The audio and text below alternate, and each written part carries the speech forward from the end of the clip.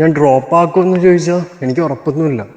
എനിക്കും നിന്നെ പോലെ ആരെന്ത് പറഞ്ഞാലും എനിക്കൊരു കുഴപ്പമില്ല. എനിക്ക് പഠിക്കുന്ന ഗ്രാജുവേറ്റഡ് ആകണം, ഡോക്ടറായി ഇറങ്ങണം. അതിപ്പോൾ ഇനി ആരൊക്കെ തളർത്താണ്ടായിരുന്നെങ്കിലും അവിടെ നിന്ന് പഠിച്ചിറങ്ങാൻ ഒരു മനസ്സുണ്ടെങ്കിൽ അത് എന്തായാലും നേടിയെടുത്തിരിക്കും.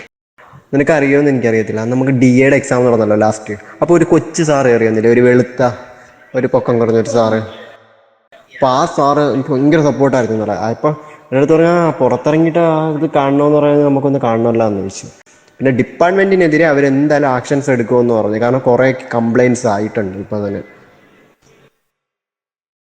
പിന്നെ എൻ്റെ അടുത്ത് നീ ഒന്നുകൊണ്ട് പേടിക്കണ്ട, മെൻ്റലി തളർത്തുന്ന എന്ത് കാര്യം ഉണ്ടെങ്കിലും അപ്പം വന്ന് റിപ്പോർട്ട് ചെയ്യാൻ പറഞ്ഞിട്ടുണ്ട്. ഇന്നലത്തോടെ അയാളുടെ വിലയെല്ലാം പോയിട്ടുണ്ട്. എന്നെ കുറേ പേര് വിളിച്ചിട്ട് നീ ഇയാളാണ് കുട്ടി, കാരണം ഇത്രയും ബോയ്സിനെ എല്ലാവരെയും പച്ചയ്ക്ക് ഇൻസൾട്ട്. ഇന്നലെ ശരിക്കും നിങ്ങളെന്നെ കണ്ടില്ലേ, ഞാൻ അയാളുടെ ക്ലാസ്സും ശ്രദ്ധിച്ച് അയാൾ പറയുന്ന കാര്യങ്ങൾ നോക്കിക്കൊണ്ടിരിക്കുകയായിരുന്നു.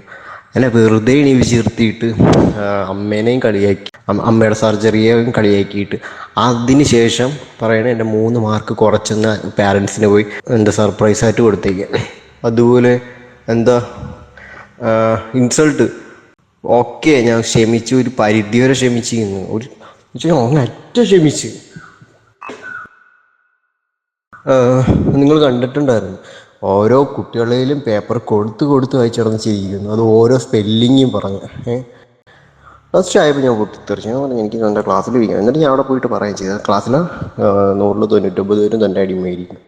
ഞാൻ സ്റ്റാഫ് റൂമിൽ നിന്ന് ഇറങ്ങിയല്ലോ, അതിനുശേഷം എൻ്റെ അടുത്ത് പറഞ്ഞു യു ആർ ഇഡിയറ്റ് എന്ന് പറഞ്ഞു. ഞാൻ സെയിം ടു യു എന്ന് പറഞ്ഞു, ഒത്തക്കി തന്നെ പറഞ്ഞു.